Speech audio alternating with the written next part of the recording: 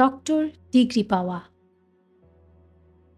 ৬ ফেব্রুয়ারি ১৯৯৭ যুক্তরাষ্ট্রের বোস্টন বিশ্ববিদ্যালয় প্রধানমন্ত্রী শেখ হাসিনাকে ডক্টর অফ ল ডিগ্রি প্রদান করে। এই ডক্টরেট ডিগ্রি প্রদানের আগে ৯৬ সালের শেষ প্রান্তে অর্থাৎ ডিসেম্বরের শেষ সপ্তাহে বোস্টন বিশ্ববিদ্যালয়ের প্রেসিডেন্ট জন ওয়েসলিং বাংলাদেশে এসেছিলেন। জন ওয়েসলিং ৪-৫ দিন বাংলাদেশে ছিলেন। বাংলাদেশে অবস্থানকালে জন ওয়েসলিং ৩ দিন ছিলেন ঢাকায় এবং ১ দিন ছিলেন গোপালগঞ্জে।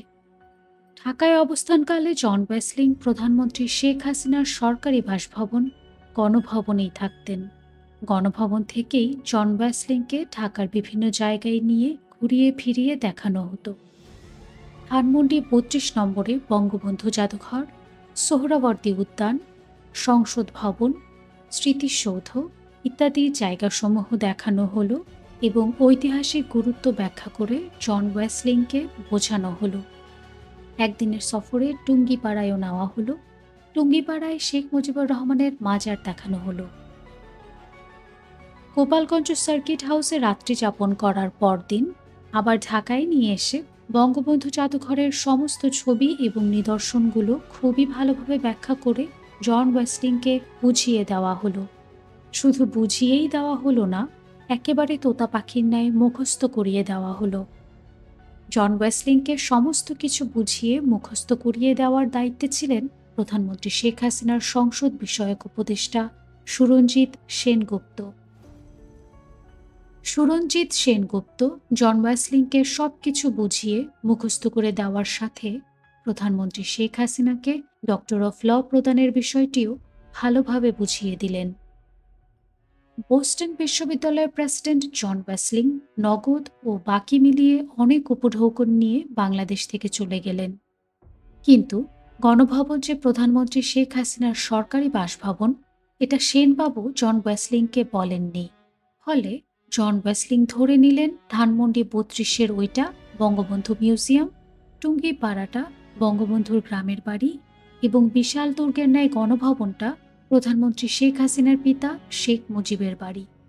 তাই ৬ ফেব্রুয়ারি ১৯৯৭ প্রধানমন্ত্রী শেখ হাসিনাকে ডক্টর অফ ল ডিগ্রি প্রদানকালে যুক্তরাষ্ট্রের বোস্টন বিশ্ববিদ্যালয়ের প্রেসিডেন্ট জন ওয়েসলিং যে মানপত্র পাঠ করেন তার এক জায়গায় লিখেছেন, বাংলাদেশের প্রধানমন্ত্রী শেখ হাসিনা আপনাকে আপনার পিতার বিশাল দুর্গের মতো পৈতৃক বাসভবনে বন্দি করে রাখলেও আপনার উদ্যমকে, আপনার চেতনাকে দমিয়ে রাখতে পারেনি। বিশাল দুর্গের মতো পৈতৃক বাড়ি ও তার উত্তরাধিকারের মধ্যে আটকে থাকলেও ইত্যাদি ইত্যাদি। জন ওয়েসলিং তার মানপত্রে যে বিশাল দুর্গের মতো পৈতৃক বাড়ির উল্লেখ করেছেন সেটা প্রধানমন্ত্রী শেখ হাসিনার পিতার বাড়ি নয়, সেটা প্রধানমন্ত্রী শেখ হাসিনার সরকারি বাসভবন গণভবন। একমাত্র গণভবনই বিশাল দুর্গের মতো, তাছাড়া শেখ মুজিবুর রহমানের বিশাল দুর্গের মতো কোনো বাড়ি কোথাও নেই। প্রথম আমেরিকা সফর। প্রধানমন্ত্রী শেখ হাসিনা এই প্রথম মার্কিন যুক্তরাষ্ট্রে সফরে যাচ্ছেন। আত্মীয় স্বজনের এক বিশাল বহর নিয়ে সন্ধ্যার আগেই গণভবন থেকে জিয়া আন্তর্জাতিক বিমানবন্দরের উদ্দেশ্যে প্রধানমন্ত্রী শেখ হাসিনা রওনা হয়ে গেলেন। তিনি নির্দিষ্ট সময়ে জিয়া আন্তর্জাতিক বিমানবন্দরের ভিভিআইপি লাউঞ্জে পৌঁছলেন এবং আত্মীয় স্বজনের কোলাহলপূর্ণ পরিবেশে দীর্ঘক্ষণ চা ও নানান পদের নাস্তা খেতে লাগলেন। হাসি ঠাট্টায় মেতে থাকলেন। মন্ত্রিসভার সদস্যগণ, ৩ বাহিনী প্রধানগণ সহ উচ্চপদস্থ সামরিক বেসামরিক কর্মকর্তা এবং বিশিষ্ট নাগরিকগণ বিমানবন্দরের ভিভিআইপি টারম্যাকে প্রধানমন্ত্রী শেখ হাসিনাকে বিদায় দেওয়ার জন্য অপেক্ষা করতে লাগলেন। এদিকে প্রধানমন্ত্রী শেখ হাসিনার বাবার ফুফাতো ভাইয়ের ছেলে প্রধানমন্ত্রী শেখ হাসিনার এপিএস বাহাউদ্দিন নাসিম নতুন দৃষ্টান্ত স্থাপন করার জন্য বিমানবন্দর কর্তৃপক্ষকে প্রধানমন্ত্রীকে বহন করার চার্টার্ড বিমানটিকে প্যাসেঞ্জার টারম্যাকের লাউঞ্জে নিয়ে যাওয়ার নির্দেশ দিল। বাহাউদ্দিন নাসিম বলল, আমাদের প্রধানমন্ত্রী এতই অতি সাধারণ যে তিনি ভিভিআইপি টারম্যাকের পরিবর্তে সাধারণ যাত্রীদের টারম্যাক দিয়ে বিমানে উঠে এক নতুন দৃষ্টান্ত স্থাপন করবেন। কাজেই প্রধানমন্ত্রী শেখ হাসিনার বাবার ফুফাতো ভাইয়ের এপিএস নাসিম বিমানকে প্যাসেঞ্জার টার্ম্যাকে নিয়ে যাওয়ার হুকুম দিল। যথারীতি বিমান কর্তৃপক্ষ বিমানের পাইলটকে ওই নির্দেশ দিলে পাইলট প্যাসেঞ্জার টার্ম্যাকে বিমান নিয়ে এলো। একটু পরে এলো প্রধানমন্ত্রী শেখ হাসিনার বাবার আরেক ফুফাতো ভাইয়ের ছেলে এবং প্রধানমন্ত্রী শেখ হাসিনার চিফ সিকিউরিটি নজিব আহমেদ নজিব। নাসিমের নির্দেশে প্রধানমন্ত্রীর বিমান প্যাসেঞ্জার টার্ম্যাকে নেওয়া হয়েছে এই কথা শোনা মাত্র নজিব বলল, প্রধানমন্ত্রী ভিভিআইপি টার্ম্যাক দিয়ে বিমানে উঠবে, বিমান ভিভিআইপি টার্ম্যাকে ফেরত আনা হোক। যথারীতি বিমানকে ভিভিআইপি টার্ম্যাকে ফেরত আনা হলো। কিছুক্ষণ পরে প্রধানমন্ত্রীর এপিএস বাহাউদ্দিন নাসিম এসে শুনল তার চাচাতো ভাই নজিব বিমান ভিভিআইপি টার্ম্যাকে ফেরত এনেছে। তখন নাসিম বিমান কর্তৃপক্ষকে বলল, আমি প্রধানমন্ত্রীর এপিএস, আমি প্রধানমন্ত্রীর ভাবমূর্তি গড়ে তুলি, আমি প্রধানমন্ত্রীর প্রোগ্রাম তৈরি করি, আপনারা কি আমার চাইতে বেশি বোঝেন? সমস্ত সাংবাদিকদের আমি প্যাসেঞ্জার লাউঞ্জে পাঠিয়েছি, আমি যা বলি সেভাবে কাজ করেন। প্রধানমন্ত্রীর বিমান প্যাসেঞ্জার টার্ম্যাকে পাঠান। বিমান কর্তৃপক্ষের মৌখিক নির্দেশে পাইলট আবার বিমান প্যাসেঞ্জার টার্ম্যাকে নিয়ে এলো। প্রধানমন্ত্রীর এপিএস বাহাউদ্দিন নাসিমের চাচাতো ভাই প্রধানমন্ত্রীর চিফ সিকিউরিটি নজিব আহমেদ নজিব প্রধানমন্ত্রী শেখ হাসিনাকে বিমান রেডি বলে এসে বিমান আবার প্যাসেঞ্জার টার্ম্যাকে লাগানো হয়েছে শুনেই হারামজাদা কুত্তার বাচ্চা বলে গালাগালি দিতে দিতে কার নির্দেশে বিমান সরানো হয়েছে জিজ্ঞেস করলে নাসিম বলল, আমার নির্দেশে বিমান সরানো হয়েছে, আমি বিমান প্যাসেঞ্জার টার্ম্যাকে নিয়েছি। নজিব বলল, তুই বিমান সরানোর কে? আমি চিফ সিকিউরিটি, আমার নির্দেশে বিমান চলবে। নাসিম বলল, আমার নির্দেশে বিমান চলবে। নজিব বলল, দেখ বেশি কথা বলবি না, খারাপ হয়ে যাইব। নাসিম বলল, আমি কি তোমার মাহাতা মুখ খাই যে আমাকে ডর দেখাও? প্রধানমন্ত্রী শেখ হাসিনার বাবার দুই ফুফাতো ভাইয়ের দুই ছেলে এপিএস বাহাউদ্দিন নাসিম এবং চিফ সিকিউরিটি নজিব আহমেদ নজিবের মধ্যকার ঝগড়ার মুখে বিমান কর্তৃপক্ষ অসহায়ের ন্যায় দাঁড়িয়ে রইল। এমনিভাবে মিনিট 20-25 চলে গেল। ওদিকে প্রধানমন্ত্রী শেখ হাসিনা বিমানে ওঠার জন্য ভিভিআইপি রেস্টরুম থেকে বাইরে এসে দাঁড়িয়ে রইলেন এবং বললেন, কি ব্যাপার, আমাকে এখনো বিমানে তুলছে না কেন? দুই চাচাতো ভাই নজিব নাসিমের ঝগড়া থামানোর জন্য দুই চাচাতো ভাইয়ের চাইতেও অনেক অনেক বেশি ক্ষমতাধর ব্যক্তি, বলতে গেলে ক্ষমতার শীর্ষের 3-4 নম্বর ব্যক্তি, যিনি সচরাচর নজিব নাসিমদের ব্যাপারে হস্তক্ষেপ করে না, কিন্তু যাকে দেখলে নজিব নাসিম ভয়ে এবং কৌশলগত কারণে নেতিয়ে পড়ে। পাগলের মতো টাকা পয়সার দিকে ছোটা ছাড়া আর অন্য কোনো কাজ নেই যার, তিনি প্রধানমন্ত্রী শেখ হাসিনার চাচাতো ভাই অর্থাৎ শেখ নাসিরের বড় ছেলে শেখ হেলাল এমপি এসে উপস্থিত হল।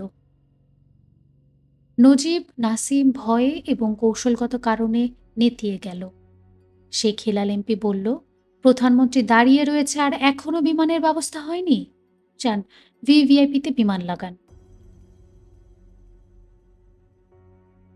কর্তৃপক্ষ ভিভিআইপি টার্ম্যাকে বিমান নেওয়ার মৌখিক নির্দেশ দিলে ভিভিআইপি আর প্যাসেঞ্জার টার্ম্যাকে বারবার বিমান নেওয়া এবং আনার পরিপ্রেক্ষিতে এবার বিমানের পাইলট ভিভিআইপি এবং প্যাসেঞ্জার টার্ম্যাকের মাঝখানে বিমান রেখে দিয়ে কর্তৃপক্ষকে বলল, আমাকে লিখিত দিতে হবে, লিখিত ছাড়া বিমানের চাকা একবারও ঘুরাবো না।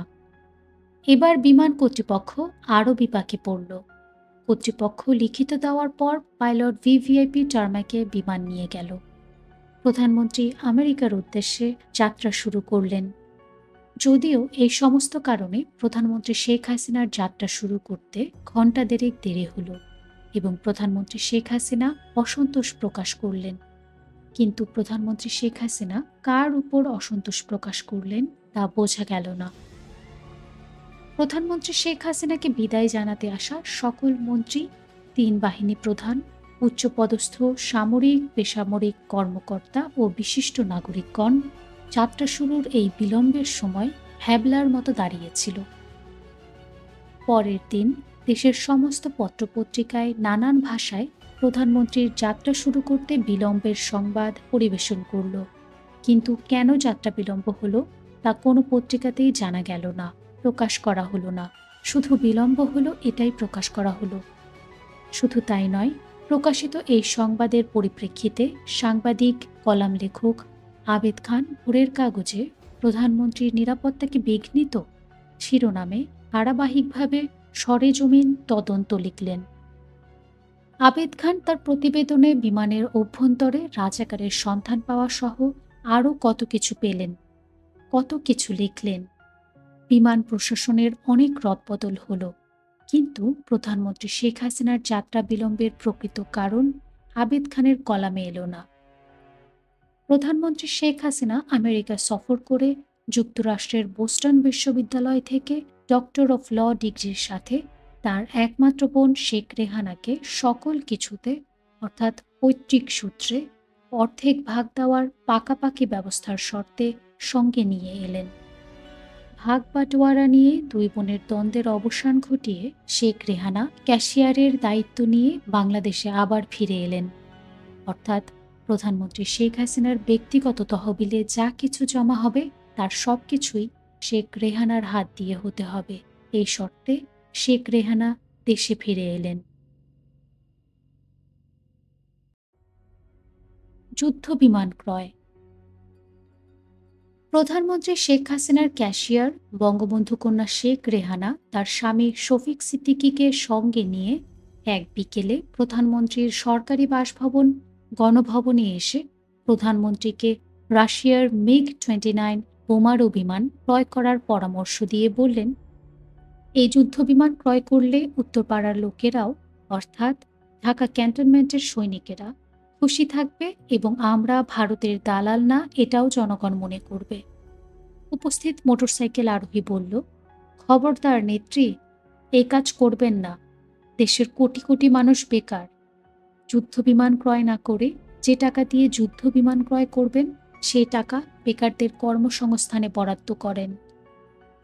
শেখ রেহানা ও তার স্বামী শফিক সিদ্দিকীর চেহারায় ভেতরে ভেতরে প্রচণ্ড রাগ হওয়ার ছাপ ফুটে উঠল এবং প্রধানমন্ত্রী শেখ হাসিনা বললেন, বিমান তো বাকিতে কিনব।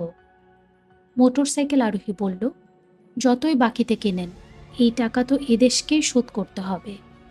নেত্রী, একটা কথা খেয়াল রাখবেন, যদি বেকারদের কর্মসংস্থান সৃষ্টি করতে পারেন, দেশের উন্নতি করতে পারেন, তাহলে এই দেশের মানুষ শুধু আপনাকেই না, আপনার নাতিপুতিকেও মাথায় করে রাখবে। বঙ্গবন্ধু কন্যা শেখ রেহানা প্রধানমন্ত্রী শেখ হাসিনার উদ্দেশ্যে বললেন, তোমার সাথে কি একটু একাকী কথা বলা যাবে, না তোমার লোকজন কথার মধ্যে বা হাত দিতেই থাকবে? মোটরসাইকেল আরোহী বাইরে চলে এলো। কথা হলো, প্রধানমন্ত্রী শেখ হাসিনা ও তার ছোট বোন শেখ রেহানা ও তার স্বামী শফিক সিদ্দিকী বাংলাদেশের মতো একটি দিনহীন দরিদ্র দেশের কর্ণধার হয়ে কেন যুদ্ধবিমান ক্রয় করেন?